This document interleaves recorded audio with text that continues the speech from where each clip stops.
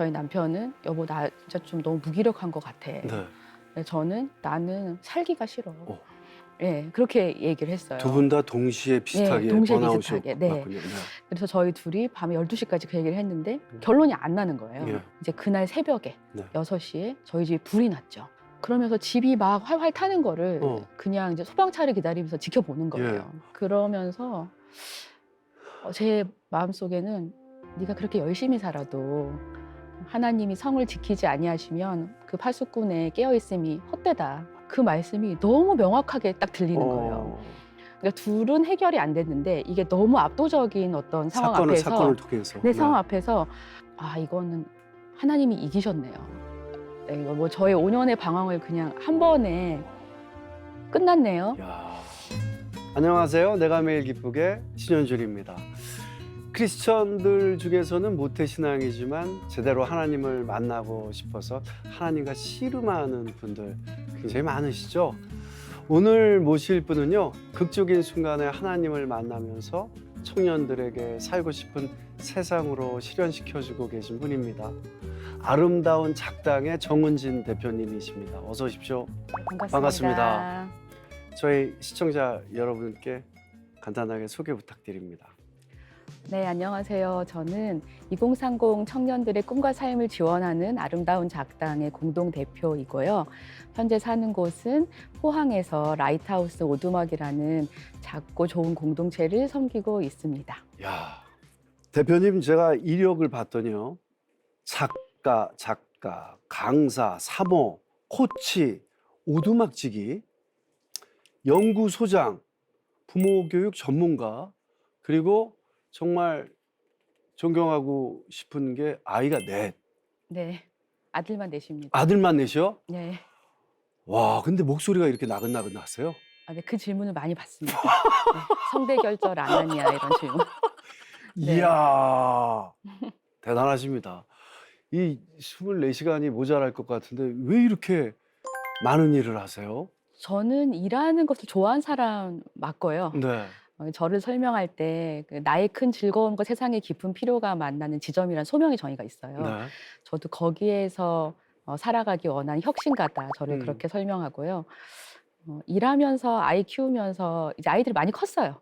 네, 그래서 좀 더 좋은 세상이 왔다고 생각을 합니다. 야, 네. 아이가 넷.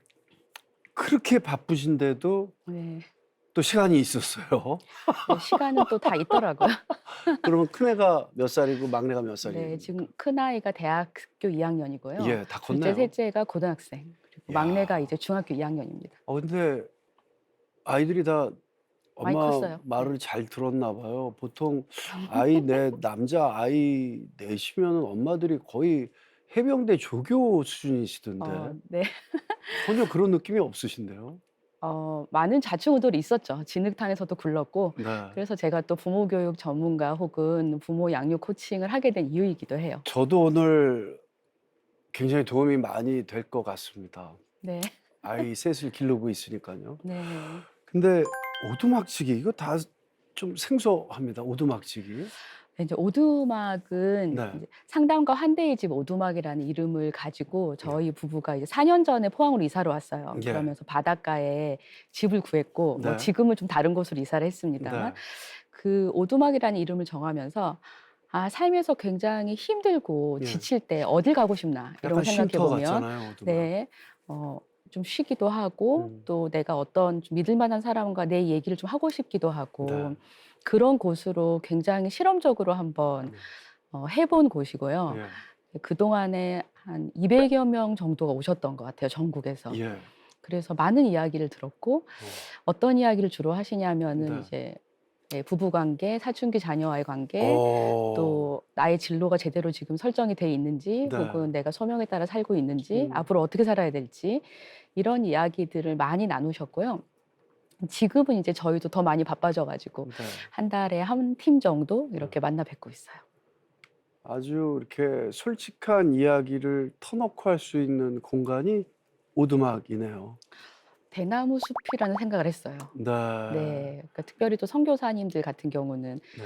파송교회나 단체 이야기하기가 좀 어려운 얘기들도 있어요. 그런 그렇죠. 얘기들도 그렇죠. 오셔서 하시고 네. 네, 또 바닷가 보시면서 많이 힐링하시고 그렇게 어. 하셨죠. 네. 사실 이야기 못하는 부분들을 누군가한테 이야기하고 들어주는 사람이 있다라는 거 자체가 또 힐링이잖아요. 그렇죠. 맞아요. 네. 누군가 내 옆에 한 사람만 있어도 그 사람은 살거든요. 네, 네, 그런 맞습니다. 역할을 하고 싶었던 것 같아요. 네. 네. 아, 우리 사회가 좀 더 그렇게 옆에서 누군가를 이렇게 얘기로 위로가 아니라 이렇게 손이라도 잡아주고 어깨라도 두들려주고 이런 마음을 갖는 분들이 더 많아졌으면 좋겠다라는 생각이 들어요. 특히 요즘같이 좀 각박하고 힘든 세상에. 대표님에게 특별히 듣는 은사를 주셔서 많은 분들을 돕고 계신 걸로 알고 있습니다. 오늘날 이 자립을 준비하는 청년들을 만나기까지 그동안 하나님께서 어떻게 역사하셨는지 지금부터 얘기를 나눠보고 싶은데요. 신앙생활을 하면서 풀리지 않는 의심과 고민 때문에 괴로웠다는 얘기를 들었어요. 뭐가 그렇게 괴롭고 힘드셨나요? 저는 모태 신앙으로 태어났어요. 예. 그리고 저희 이제 뭐 친가가 4대째 기독교 집안이라서 친가 외가 할 거 없이 목사님, 선교사님이 많은 집안에서 태어나서 부럽습니다. 저는 네. 저는 이제 그 기독교 문화 가운데서 사실은 자랐던 거예요. 그래서 하나님을 뭐 극적으로 만났다 뭐 이런 개념보다는 네. 그냥 기독교가 진리고 기독교가 나를 둘러싸고 있는 큰 문화적인 환경이었죠. 그런데 20대가 되어서 좀 고민이 생기더라고요. 혹시 내가 이거 세뇌당한 건 아닌가? 아, 나는 다른 종교적 배경을 가져본 적이 없고 또 그런 곳에 들어가 본 적도 없고 매주 교회 열심히 갔고 그래서 그런 고민들이 있었는데 네. 겁이 나더라고요. 음. 아, 내가 이런 고민을 했다가는 네. 막 이렇게 벌 주시는 하나님이 막 이렇게 하여튼 무서웠어요. 그래서 그 고민들을 좀 이제 접어두게 되고 그러면서 남편이랑 만나서 또 사모가 되고 선교지로 가고 예. 사실은 제 삶에 하나님의 인도하심이 계속 있었고 제가 하나님의 존재를 부인한 적이 없었는데도 불구하고 네. 좀 고민이 계속 됐죠. 아유. 네, 그러면서 제가 이제 특히 아프리카의 무슬림권의 선교사로 가면서 예. 내가 과연 여기서 태어났으면은 음. 어땠을까? 음. 내가 하나님을 이토록 이렇게 쉽게 내 삶으로 이렇게 받아들일 수 있었을까? 네. 이런 고민. 어. 그러면서 이제 고민이 점점 깊어지기 시작했죠. 네. 그럼 선교지가 어떤 곳이었길래 한국으로 돌아와서 고민이 더 깊어지셨어요? 선교지가 이제 아프리카 모로코라는 나라에 네. 갔는데요. 그 나라를 가게 되면서 음. 굉장히 많이 좀 절망했던 부분이 있는데 예. 일단 첫 번째로는 그 나라가 영어를 안 쓴다는 거예요. 음. 예, 그러니까 아랍어와 불어를 네. 쓰는데 저는 이제 전공이 교육학하고 상담 심리를 전공해서 당시에 청소년들 상담하고 있었거든요. 네. 그러니까 저의 이제 장점은 언어고 예. 제 커리어는 사실 언어를 기반으로 하고 네. 있잖아요. 네. 그런데 제가 말을 전혀 못하는 나라로 이제 가게 되고 네. 간판도 하나 읽을 수 없는 네. 그런 이제 상황에 처하게 된 거예요. 네. 그리고 두 번째는 이제 저희 큰아이가 2돌 때 가면서 예. 육아에 완전히 저 전담하게 된 건데 네. 그전에는 어떻게 보면 커리어 우먼으로 살다가 이제 육아하고 빨래하고 뭐 청소하고 계속 이제 삼시세끼를 하는 그런 상황도 네. 제가 받아들이기 힘들었어요. 어. 예. 그러면서 '아, 나는 어떤 것을 유능하게 잘해서 인정받는 삶을 늘 살아왔구나. 그런데 이것을 아무것도 하지 못하고 네. 또 무슬림권이니까 뭐 전도도 못 해요. 뭐 예. 어떤 걸 할 수가 없어요, 네. 바깥으로. 그러니까 정말 아무것도 못한 손발이 묶인 것 같은 예. 그런 느낌이 들었고 제가 음. 거기서 4년 동안 좀 많이 우울한 상태로 지냈죠. 그리고 또 하나 힘들었던 점이 이제 무슬림권이기 때문에 선교사의 신분을 숨겨야 된다는 네. 것이었는데 네. 그러니까 저희가 뭐 예를 들어 비즈니스맨이나 뭐 의사나 그랬으면은 전문의 선교로 그냥 가면 되잖아요. 네. 근데 저희는 목회자 가정이니까 네. "근데 여기 뭐 하러 왔어?" 이러면 어. 뭐 "언어도 배우고 네. 사업하려고 한다." 이렇게 네. 하지만 사실은 그것이 저희의 원래 정체성이 아니기 때문에 네. 그 부분도 저를 되게 힘들게 했어요. 어. 그러니까 어떤 관계를 맺을 때 음. 항상 그것이 좀 걸림돌이 되는 음. 이런 지점을 경험했는데 네. 사실은 뒤에 얘기할 제가 이제 보육원에서 나온 우리 자립준비 청년들도 네. 사실 같은 고민을 한다는 걸 좀 알게 됐죠. 네. 네, 본인의 백그라운드를 자세하게 설명하기 어렵고 뭐 얘기하고 싶지도 않고 네. 네, 그런 삶을 이제 보내면서 네. 제가 많이 번아웃이 왔고 음. 이제 저희 남편이 아무래도 안 되겠더라는 거예요. 네. 네, 그래서 한국으로 돌아오는 결정을 하게 돼요. 아내가 힘들어하니까. 네, 그러니까 저를 아무리 이렇게 세우려고 해도 안 세워지더라는 거죠. 그러면서 제가 나는 두잉으로만 살았지 빙으로 사는 법을 몰랐구나 하는 네, 이 부분은 돌아와서 이제 깨달은 거고요. 예. 그 당시에는 남편이 선교사로 헌신한 이 소명의 길을 내가 발목을 잡았나. 나 때문에 결국 돌아오는구나. 네. 이런 자책도 많았고 음. 다행히 이제 그때 국제단체에 저희 소속돼 있었는데 네. 아마 그때 저희에게 그런 피드백을 했으면 그러니까 너 때문에 남편 선교사도 못하고 돌아온다 이렇게 했으면 저는 돌아와서 훨씬 더 많이 힘들었을 것 같은데 저희 팀에서는 잘했다는 많은 격려를 해줬어요. 네. 아내를 위해서 그런 결정하는 것은 굉장히 용감한 네. 남편의 결정이다. 네. 이렇게 뭐 하고 한국으로 돌아왔지만 쉽지 않았죠. 남편분이 되게 멋진 결정을 하셨네요. 사실 그 쉬운 결정 아니잖아요. 아니죠. 네. 네.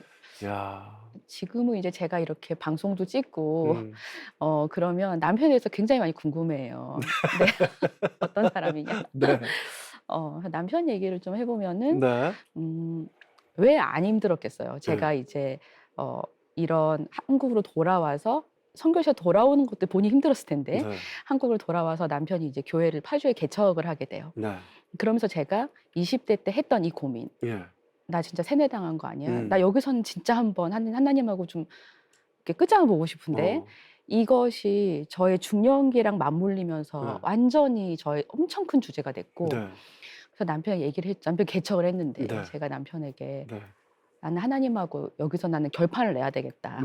네. 그러니까 내가 네. 좀 방황을 할 것 같으니까 이해를 해달라. 네. 그렇게 얘기를 했는데 목사인 남편 입에서는 어떤 얘기가 나왔을까요? 네, 저도 사실은 좀 네. 두렵기도 했었거든요. 제 2차적으로 또 발목을 잡는 게 아닌가 하는 그런 고민이 들었어요. 예, 그런데 남편이 당신이 해야 될 아주 중요한 고민이라고 네.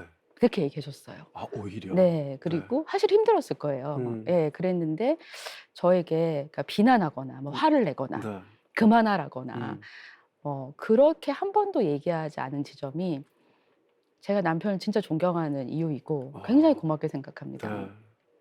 그럼에도 불구하고 제가 이제 5년 정도 이제 이 방황이 길어지면서 한 번은 얘기를 좀 진지하게 하더라고요. 여보, 지금 당신이 모든 것을 다 해체하고 있는 것 같은데 이제 좀 신앙 안에서 하나님 말씀 안에서 이걸 좀 이렇게 좀 모아보면 어떻겠냐.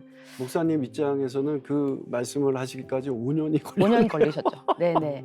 예. 근데 제가 그게 받아들여진 게 예. 만약에 5년 동안 저를 뭐 눈짓이든 뭐 언어적으로 비언어적으로 저를 되게 비난할 수 있잖아요. 네. 그랬으면 제가 되게 더 튕겨져 나갔을 것 같은데 저희 남편이 저를 침묵 속에서 5년을 기다려줬잖아요. 네. 그래서 제가 이해했어요. 받아들이고 네. 나도 노력해 보겠다 했지만 그게 제 노력한다고 또 되는 건 아니었죠. 그렇죠. 그러면 그토록 치열하게 고민했던 문제요. 1대1로 하나님과의 강력한 만남을 원하셨다고 했잖아요. 어떻게 해결이 되셨을까요? 아까 보니까 말씀하실 때 그 눈빛이 그 시절로 막 돌아간 네. 것 같은데. 그때가 정말 힘들었어요. 네. 왜냐하면 이제 개척교회라는 어떤 상황 자체가 네. 쉽지 않은 걸 아시잖아요. 네, 그때가 이제 개척교회 5년 차였고 사실 아이들은 4명이니까 아주 올망졸망 어릴 때였죠. 예, 예. 그래서 저희가 실제로 생계적으로도 살기가 어려웠고 그러면서 뭐 남편도 일을 하러 가고 저도 일을 하러 가고 네. 그러면서 삶에 저는 굉장히 많이 지쳐 있었고 예. 남편은 이제 무기력해지기 시작했어요. 번아웃 오죠. 네네. 네. 그래서 어느 날 이제 이 얘기를 정말 좀 진지하게 네. 네, 저희 남편은 여보 나 진짜 좀 너무 무기력한 것 같아. 네. 네, 저는 그러면 하지 마. 나는 살기가 싫어. 네, 그렇게 얘기를 했어요. 두 분 다 동시에 비슷하게 동시에 번아웃이 비슷하게. 네. 왔군요. 네.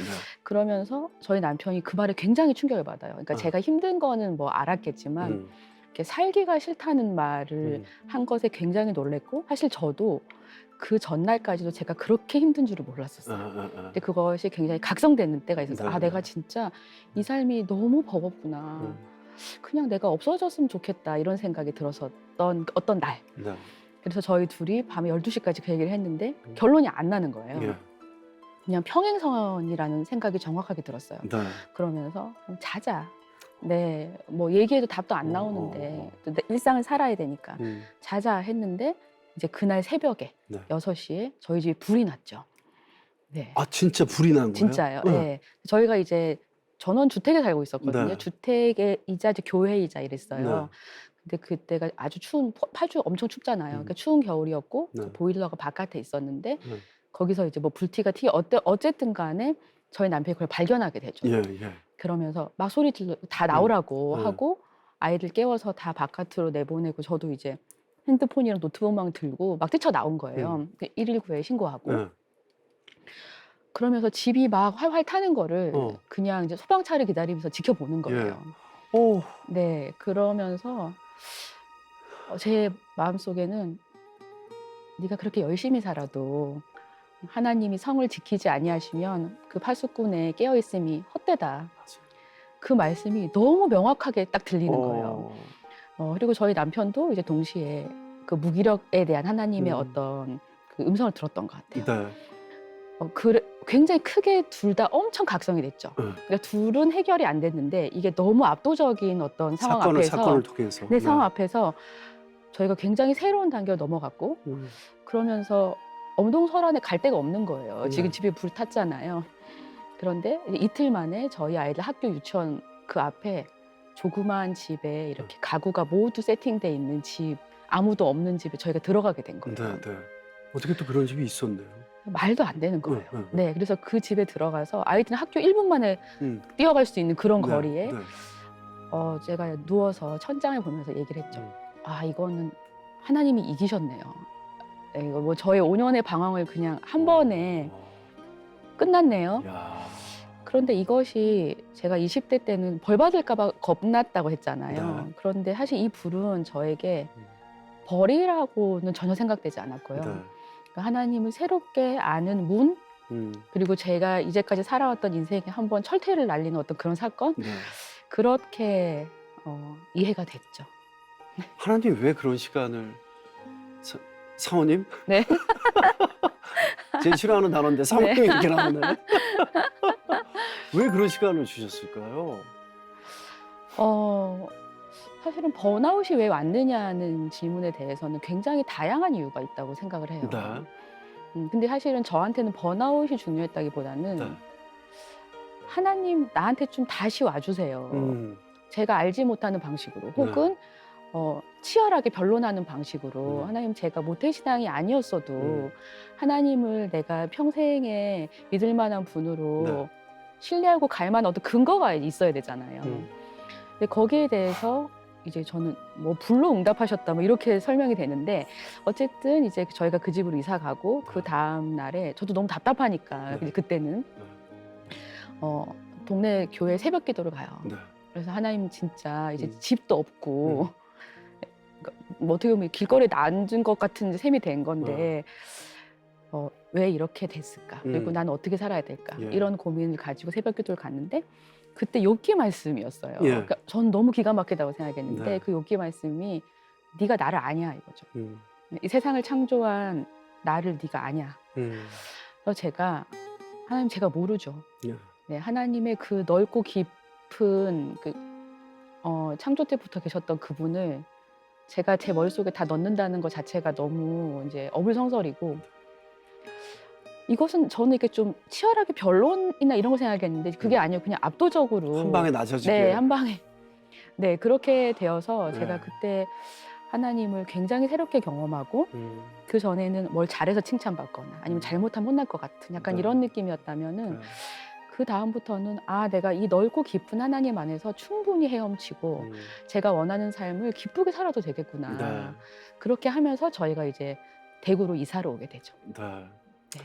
저는 그 당시에는 힘들었어도 우리 그 크리스천, 그러니까 하나님의 자녀들이 뭔가 그런 시간을 갖는 것도 되게 부럽다는 생각을 해요. 사랑하니까 하나님이 그런 시간을 주시는 그래서 거라고 불난 게 생각해요. 부럽다는 분들이 꽤 많았어요. 근데 그건 사실 당해보지 않으면 모르는 거예요. 근데 정말 5년 동안 움직이지 않았는데 그 불을 통해서 하나님과 더 가까워지고 정말 네. 하나님 앞에 무릎을 꿇는 순간이 됐네요. 낮아지게 만드셨네요. 네, 맞아요. 자, 우리의 하나님은 저희가 어떤 선택을 해도 늘 함께 하시고 자유를 주시기 때문에 사랑할 수밖에 없는 분이잖아요. 지금 하는 일을 통해서 또 하나님이 기뻐하시는 소명을 찾고 계시는 것 같아요. 어떠세요? 그러니까 저 연구소가 진로와 소명 네. 연구소예요. 그 이름을 그렇게 지은 이유는 음. 제가 아프리카 모로코에서 되게 힘들었다 했잖아요. 네. 그때 많이 생각했던 게 내가 왜 여기 있나? 음. 내가 잘하고 좋아하는 것은 한국에 있는 것 같은데 음. 난 여기서 지금 돌아왔지만 그때는 언제까지 살지 사실 몰랐던 거잖아요. 그러면서 아, 그런 게 제일 답답하잖아요. 네, 그게 언제 정말 끝날지 앞이 안 보여요. 모르고. 앞이 안 보여요. 어. 그래서 진로와 소명이란 주제를 많이 네. 생각했어요. 그러니까 그 전까지는 뭔가 직선 인생을 살았던 것 같아요. 이거 하면 이거, 이거 하면 이거 이런 게 있었는데 거기 가서 완전히 그게 이제 막혀버린 거였고 그때 저희 어머니가 글을 하나 보내줘요. 네. 생명의 강이 흐르는 곳마다 그 주위에 꽃이 핀다. 네. 이런 글이었는데 예. 제가 그 글을 보고 굉장히 많이 울었어요. 어. 왜냐면은 내가 앞이 안 보여도 내 삶이 굽이굽이 돌아서 곡선 인생처럼 사라져도 내가 사는 곳, 내가 밟는 땅마다 음. 그 생명이 일어나면은 그것이 무엇이든지 네. 의미가 있구나. 음. 그런 생각을 처음으로 하게 돼요. 네. 네. 완전히 받아들여진 건 아니고 그냥 처음을 하게 돼요. 네. 예. 그러면서 이 주제를 좀 더 얘기해 보고 싶은 생각이 들었고 네. 또 사람이 자기의 삶을 하나님이 각자의 삶을 고유하게 살라고 창조하셨는데 그게 사실 진로와 소명이란 주제야 맞닿아 네. 있잖아요. 네. 그래서 이 얘기를 더 하고 싶고 개인적으로 연구도 하고 싶었어요. 그러면 대표님의 소명은 구체적으로 뭔지 설명 부탁드립니다. 소명을 이렇게 한 줄로 설명하기 어려운 것 같아요. 근데 네. 제가 아까 처음에 음. 나의 큰 즐거움과 세상의 깊은 필요가 만난 지점이라는 프레드릭 뷰크너의 정의를 가장 좋아합니다. 네. 그러니까 저 같으면은 어쨌든 넘어진 사람들을 세우고 힘들어하는 사람들을 살리는 이 모든 것이 저의 하는 일인 것 같고요. 사람이 어떻게 살아나고 성장하는가에 대해서 계속 관심을 오랫동안 가져왔던 것 같아요. 제가 힘들어 보기도 했었고 네. 그러면서 몇 가지 좀 중간 결론을 얻었다고 생각을 해요. 네. 그러니까 어떤 부분이냐면 일단 사람은 혼자 못 산다. 네. 네.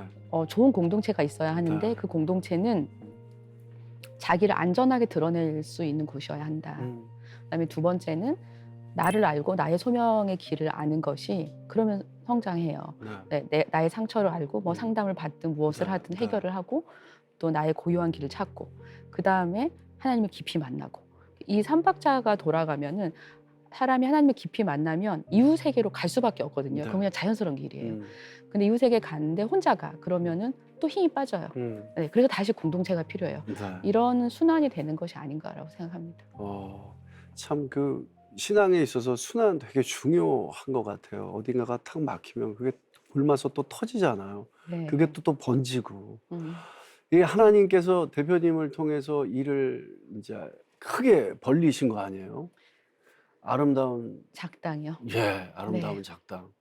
영화 제목 같습니다. 네, 이름을 잘 지었다고 생각합니다. 귀에 쏙 박혀요. 네. 일을 시작하게 된 계기가 어떻게 있었어요? 제가 아까 불이 나고 이제 대구로 왔다고 네, 말씀드렸잖아요. 네. 그러면서 우리나라 코로나가 터지면서 네. 대구에서 제일 가장 먼저 네네. 그래서 대구에 거의 이제 갇혀 있다시피 한 거예요. 야, 그 당시 대구 사람들은 어디 나가지를 못했어요. 비행기 그때 처음에 코로나 터졌을 때 네. 외국에서요. 네. 대구 사람은 못 들어오게 했어요. 맞아요. 네. 그러면서 제가 이제 온라인 클래스를 하게 돼요. 네. 왜냐면 뭐 오프라인으로 할 수가 없으니까. 없으니까. 네, 온라인 교회도 뭐 클래스를. 온라인으로 갔으니까요. 네, 그때 예. 이제 런칭을 하게 되고 많은 사람들이 이제 공부를 하러 온라인으로 전국에서 이제 모여드는 상황이 되었어요. 네. 그런데 그때 이제 어떤 한 청년이 이제 클래스에 들어옵니다. 예. 그러면서 마무리를 하는데 이렇게 말해요. 두 가지 얘기를 하더라고요. 하나는 선생님 저는 이 클래스가 없었으면은 너무 외로워서 죽었을 것 같아요. 그다음에 두 번째는 선생님 저는 꿈을 꾸고 싶은데 제가 늘 나의 생활비를 책임져야 되기 때문에 꿈을 꿀 수 없어요. 이렇게 얘기를 했어요. 사실은 제가 내가 이 청년을 어떻게 도울 수 있지? 이렇게 생각했는데 뭐 이렇게 온라인 쿠폰 보내는 이런 정도였던 거죠. 네. 그런데 제 온라인 수업이 계속 잘 되는 거예요. 그래서 음. 어느 날 이제 금요기도에 가서 그날 또 뭔가 마감이 됐나 봐요. 그래서 네. 제가 하나님, 너무 감사합니다. 그렇게 얘기를 했는데 그게 너만 좋으라고 그렇게 된 줄 아냐. 이런 생각이 드는 거예요. 그러면서 그 청년이 했던 말이 이제 확 떠오르는 거예요. 그 코로나 때 20대 고독사가 굉장히 많았어요. 맞아요. 네. 왜냐면 맞아요. 아르바이트도 못 하게 됐고요. 그래도 가족이 있는 사람들은 가족 안에서 좀 관계를 했지만 교회 못 갔고요. 친구도 못 만났고 학교도 못 가고. 학교도 못 가고 음. 돈이 없으니까 경제적으로도 절망되고 그래서 정말 그때 그 문제가 컸어요. 네. 그래서 제가 그 문제를 함께 보고 있으면서 음. 내가 뭔가를 해야 되는 시점인가 보다라는 어. 생각을 했는데 엄청 두렵더라고요. 예. 그래서 그 친구한테 전화를 했죠. 집에 와서 그 청년한테. 밤 11시에. 전화를 갑자기 해서 만약에 너한테 어느 정도의 비용이 지원되면 너가 네가 원하는 삶을 살 수 있는 그 꿈의 징검다리를 놓을 수 있겠니? 예산을 세워서 나한테 얘기를 좀 한번 해봐 줘라. 네. 이렇게 했더니 그 청년이 한 달에 100만 원만 있으면 될 것 같다는 거예요. 예, 100만 예. 원이 사실 큰 돈 같지만 또 그렇게 큰 네. 돈이 아니에요. 네. 주거, 뭐 식비, 핸드폰비 뭐 음. 등등 하면. 그래서 100만 원이 있으면 된다 하더라고요. 그러면 1,200이잖아요. 1년이면. 그래서 제가 모금 행사를 해야 되겠다. 이건 제가 1,200을 할 수는 없으니까. 그래서 아름다운 작당이라는 이름을 짓고 그때 온라인 세상이었으니까 네. 이제 8명의 작가들을 섭외해서 북토크를 기획하면서 이 북토크에는 무료로 들어오시고 네. 원하시는 분은 이 계좌에 예. 크리스마스의 기적을 한번 만들어 보자 네. 하면서 제가 목표액을 1,500으로 정해요. 네. 스토리는 네, 이제 공개를 했죠. 네, 그 SNS를 친구에 통해서 대한 이제 네. 공개를 하고 뭐 개인 정보는 삭제하고 이런 일이 이제 있다. 네, 그러면서 사실은 저는 이 과연 되겠나? 내가 너무 이상한 걸 하는 건 아닌가? 그랬어요. 네. 그런데 결국은 그 훨씬 넘은 금액이 모금이 됐죠. 그러니까요. 은근히 세상이 그렇지 않더라는 거죠. 맞아요. 키다리 아저씨들도 엄청 많고. 그 제가 엄청 놀란 게 네. 사람들은 이웃에게 선한 일을 하고 싶어 하는구나. 그런데 이것이 어떤 통로를 통해서 가느냐, 내가 그 사람을 신뢰할 수 있나, 혹은 그 네. 단체를 신뢰할 수 있는 이 부분이 되게 중요한데 네. 제가 그걸 봤죠. 음. 그래서 뭐 2,500만 원 이상의 돈이 모였고 첫 해에 전 눈을 진짜 의심했거든요. 무슨 이런 일이 있나? 그러면서 이제 이 청년을 지원하고 또 돈이 남았잖아요. 네, 그래가지고 이제 저희 아름다운 작당에는 사각지대 청년과 자립준비 청년 이 두 청년의 이제 그룹이 있어요. 네. 그러니까 자립준비 청년은 아시다시피 이제 보육원에서 나와서 자립을 준비하는 네. 청년들이고 사각지대 청년은 서류상으로는 부모가 있어요. 그래서 어떤 지원을 받기가 쉽지 않은데 실제 부모가 전혀 기능을 안 하고 혹은 이제 아이들에게 더 뺏어가고 네. 네, 뭐 하여튼 그런 경우인데 예. 이 자립준비 청년들은 그래도 이제 기초생활 수급자가 되고 나오면 네. 나라에서 요즘 또 많이 좋아져서 그 자립 지원금이 나오고 예. 또 LH도 이렇게 좀 구할 수 있고 이런 네. 길들이 있습니다. 근데 또 자립준비 청년들은 이 정서적인 연대가 굉장히 약하죠. 네, 그 사각지대 청년들은 일단 밥을 못 먹어요, 진짜. 네, 매일 밥을 뭐 한두 끼 먹을까 말까, 뭐 주먹밥 먹고 시리얼 먹고. 그래서 좀 지원의 그 종류가 다르고요. 네. 근데 이 두 청년들을 어쨌든 함께 그렇게 해서 아름다운 작당이 첫 해를 시작하게 되죠. 그러면 그 청년은 어떻게 됐어요? 그래서 그 청년이 네. 1년 후에 자기가 원하는 자격증을 따게 돼요. 어휴, 그리고 아멘. 그 다음 해에 취업하고 네. 그리고 작년에 아기 아빠가 됐어요. 네. 와, 축하드리고 정말 네. 축복합니다. 축하드립니다. 진짜 축복합니다. 그래서 제가 이 경험을 하면서 네. 한 달에 100만 원, 1,200만 원이 엄청 큰 돈이기도 하지만 한 네. 사람의 인생에 음. 그 정도의 지원을 해서 삶이 완전히 변한 거잖아요. 지금 저희 CTS도 하루에 마시는 커피 한 잔 5,000원 줄여가지고 저희 도네이션 하고 있거든요. 네네. 정말 이게 사람을 살리는 일이에요. 네. 그 청년이 또 같은 마음으로 자기와 비슷한 처지에 있는 사람한테 도네이션 하려고 얼마나 또 애를 쓰겠어요. 네, 실제 아작에도 후원을 하고 아름다운 작당의 줄임말이 아작인데요. 네. 아작에도 후원을 하고 또 지금 그 청년이요? 네. 그렇게 된다니까요. 네, 본인의 삶을 또 충실하게 살고 있어요. 네, 멋집니다. 지금 이 시대에는 성인이 돼서도 자립을 할 수 없는 청년들이 사실 너무 많은 거 뭐 아시잖아요. 처음에 만난 청년도 살고 싶지 않다고 그랬지만은 직접 이들을 만나보니까 살고 싶은 이유가 있는 거죠. 그러니까 살고 싶은 이유가 이제 살기가 너무 어렵죠. 네. 네. 아까 처음에 말씀드렸던 것처럼 사람이 살 때 되게 공동체가 굉장히 필요한데 이렇게 세상으로 나와서 자신들을 온전히 안아줄 공동체가 찾기가 힘들어요. 네. 그런데 이제 아름다운 작당과 연결되면서 음. 저희의 작당의 특징은 세 가지예요. 예. 하나는 필요한 친구들에게 당연히 경제적인 지원을 하죠. 그다음에 두 번째로는 이제 정서적인 지원을 해요. 제일 중요한 거죠. 네, 이 부분을 1대1로 코치분들을 다 붙여요. 예, 그래서 1대1로 밥도 먹고 차도 마시고 이야기도 하고, 네. 그리고 세 번째로는 이것이 어쩌면 가장 중요할지 모르겠는데 장기적인 연대를 지향해요. 제일 중요하죠. 네, 그러니까 지속적으로. 네, 지속적으로 지금 5년이면은 5년 음. 동안 계속 저희가 만남을 가져온다는 것인데요. 예. 이렇게 하면서 이제 중간에 MT도 하게 되고 음. 계속 발전하고 있어요. 처음에는 다 프라이버시 때문에 서로 톡방을 만들지 않았어요.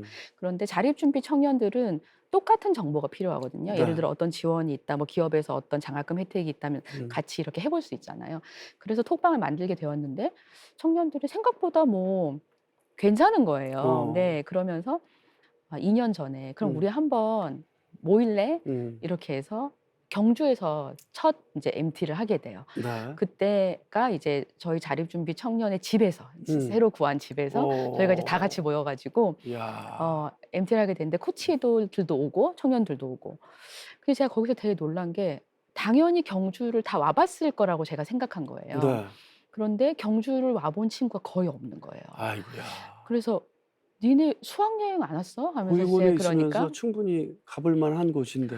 근데 이제 이 친구들의 이 세대 자체가 이제 뭐 네. 메르스부터 뭐 여러 가지 큰 사건들로 그것이 막혀 있는 부분도 있었고, 네. 그다음에 이제 시설에서는 또 단체로 가야 되니까 개인적으로 뭔가를 할 수 없고, 그리고 졸업 이제 나오면은 내가 내 돈으로 여행 가기에는 그 정도의 여유가 비용 있지 지출이 않죠. 쉽지 않아요. 네. 네, 그래서 경주를 와본 친구가 거의 없다는 사실에 저희가 이제 모두 좀 놀라면서 네. 야, 그럼 안 되겠다. 그러면 우리 대도시 깨기를 하자 이제부터. 대도시 깨기. 대도시 깨기. 예, 그래서 겨울에 경주, 여름에 경주였으면은 겨울에 광주 가고 갔어요. 겨울에 부산 가고 그다음 광주 가고 이번에 서울 이렇게 이제 하면서 계속 저희가 모이는 거예요. 네. 그런데 이번 서울 MT 문화의 도시니까 저희가 뮤지컬도 보고 네. 돈을 좀 썼어요. 너무 좋았겠다. 너무 좋았죠. 그러면서 같이 이제 숙소에 뮤지컬 보고 나서 같이 모였는데 이런 얘기들을 청년들이 하는 거예요. 우리는 설이나 추석 때가 제일 슬프다. 갈 데가 없고 사람들 다 막 이동하는데 그때가 정서적으로 진짜 힘들대요. 또 그때는 음식점도 놀아서 나가서 뭐 먹을 데가 없잖아요. 그렇죠. 네. 그건 너무 맞는 말이죠. 근데 우리는 이제 아름다운 작당이 여름 겨울로 MT를 하니까 여기가 우리 집이에요. 이렇게 얘기를 해줬어요. 감동적이다. 전 정말 울 뻔했어요. 네. 그래서 이 장기적인 연대가 결국 가족도 장기적인 연대잖아요. 이 장기적인 연대가 아이들의 마음에 여기를 이제 가정처럼 여기게 하는구나라는 것을 알게 되고 많이 놀랐죠. 네. 정서적으로 집이면서 진짜 아빠 엄마죠, 뭐. 그렇죠. 이들한테는. 그래서 이제 부모가 부모의 어떤 부재, 그러니까 네. 부모가 없어, 혹은 있어도 나를 돌보지 않았던 이제 이런 것들에 대해서 우리가 어떻게 접근하냐 이런 질문들을 받아요. 네. 그러니까 아이들이 이제 제가 자꾸 아이들이라고 하는데 청년들이에요. 그러니까 청년들이 아름다운 작당에 이제 추천으로 보통은 들어옵니다. 네. 그럴 때 저희가 이 청년에 대한 상황은 이 추천자에게 되도록 구체적으로 듣기를 원해요. 왜냐하면 이 청년들이 자기 입으로 네.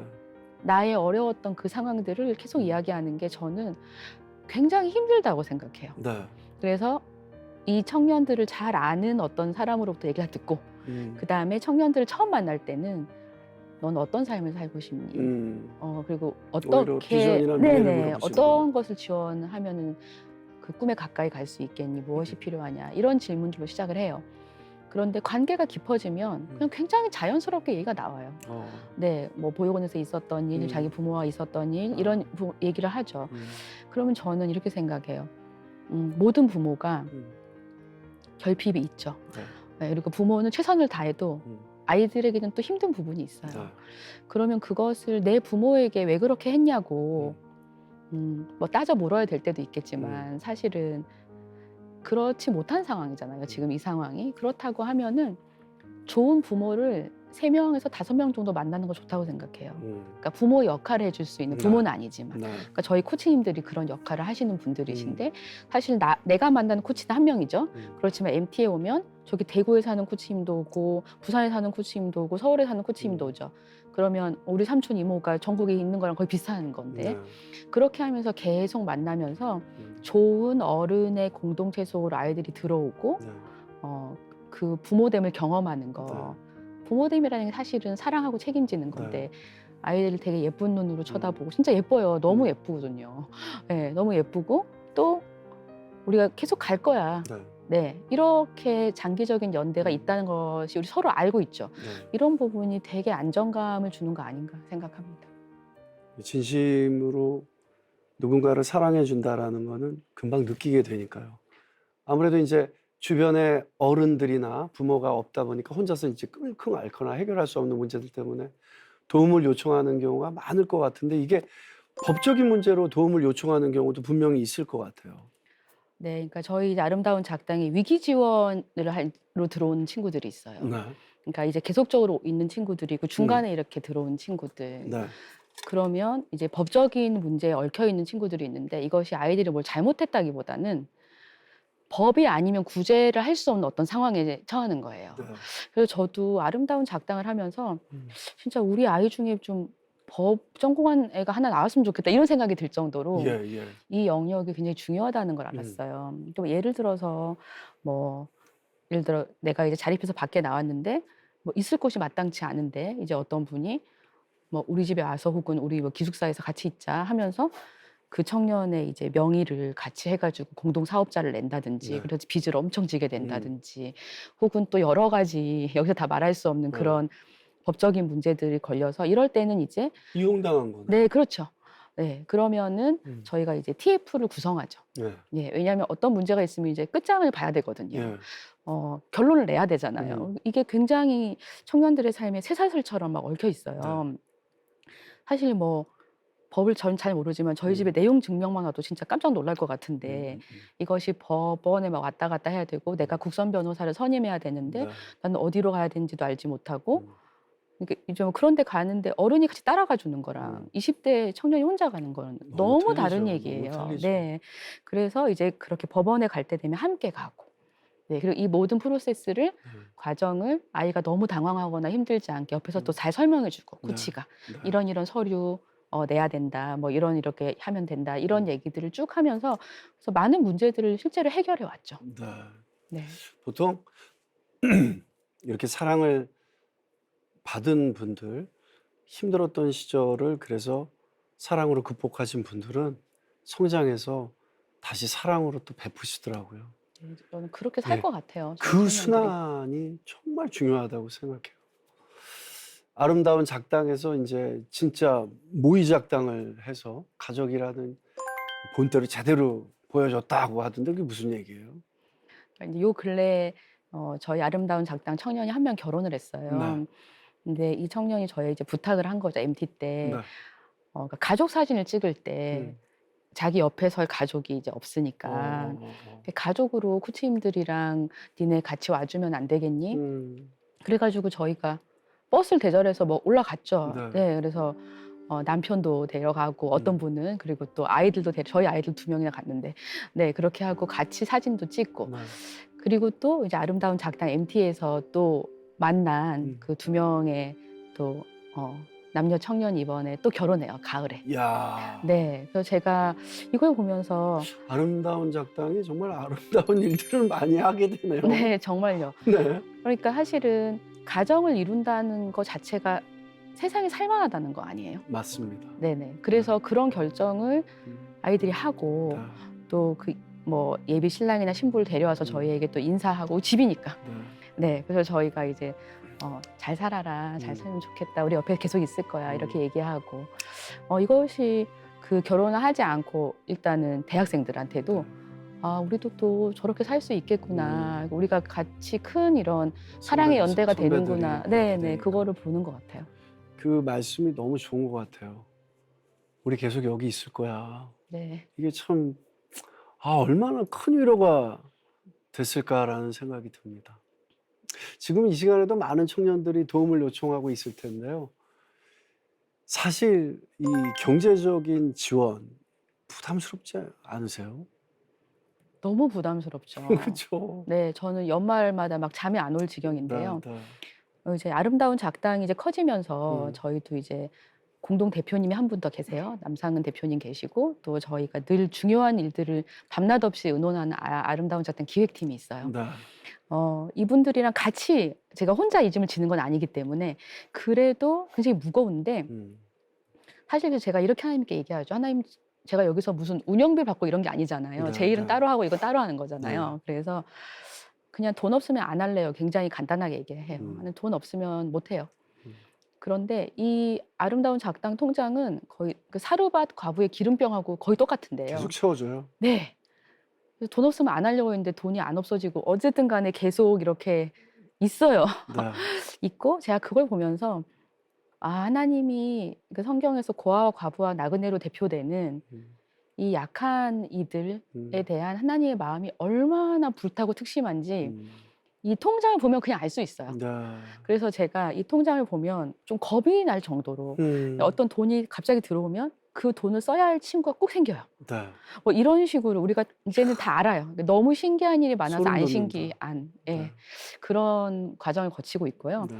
뭐 어떤 일이 시작되면 다 끝이 있겠죠. 네, 저도 그렇게 생각은 하거든요. 그런데 그 끝을 제가 정하는 건 아닌 것 같고 이제는 그냥 하나님이 하라 하실 때까지는 해야 되겠다 생각하고 있습니다. 이야기를 들으면서 하나님의 살아계심을 다시 한번 느끼게 됩니다. 마르지 않는 기름병처럼요. 이 시대 청년들의 자립을 위해서 계속해서 채워주실 거라는 소망이 드는데요. 우리 정작 대표님 자녀들 아들만 넷이라고 했잖아요. 네. 어떻게 키우세요? 제가 이 아이들 넷을 키우면서 정말 4인 4색이에요. 완전히 기질도 다르고 성격도 달라요. 그래서 사실은 제가 이 아이 4명 키우면서 이 4명한테 다 통하는 원리면 진짜 원리일 거라고 생각을 했어요. 그러니까 저희 첫째 아이는 좀 순하고 모범적인 스타일이라면 저희 둘째는 완전히 이제 대찬 아이고 뭐 또 예민한 아이 뭐 이렇게 다 있어요. 네, 그래서 그 원리들을 쭉 이제 진흙탕 사실 굴렀고요. 아까 말씀드렸다시피 좌충우돌 하면서 우리 아이 기초공사라는 자녀 양육서를 냈죠. 그러니까 거기에 사실은 성경적이라는 말을 가로로 하고 이 정도의 원리면은 모든 아이들에게 통할 것이다 하는 얘기들을 썼고 또 계속 그런 얘기를 나누고 있고 그런 기회들이 주어지는 것 같아요. 기초공사라는 단어가 훅 옵니다. 네. 네, 많이 애썼어요, 저도. 기초공사가 잘 돼야지 집을 짓죠. 네, 맞아요. 예. 네. 자, 우리가 하나님을 만나면 소명을 하나님께서 주시고 한치의 오차도 없이 각자의 쓰임에 맞게 저희를 쓰시잖아요. 이런 섭리가 너무 놀랍고 감사합니다. 대표님, 앞으로 비전과 기도 제목 있으면 나눠주십시오. 함께 기도하겠습니다. 네, 이제 기도 제목은 아름다운 작당 청년들이 한 명 한 명 건강하게 자라서 자기의 길을 갔으면 하는 것이 가장 큰 바람이에요. 그리고 두 번째는 또 아름다운 작당의 통장에 그래도 돈이 안 떨어졌으면 좋겠다. 이것도 바람이고 세 번째는 뭐 저의 건강이죠. 네, 저와 남편의 건강. 그래서 이 일을 좀 오랫동안 할 수 있으면 좋겠다라고 생각합니다. 네. 함께 기도하겠습니다. 오늘 진솔하게 간증 나눠주셔서 너무 감사드립니다. 주님 안에서 사랑합니다. 네, 감사합니다.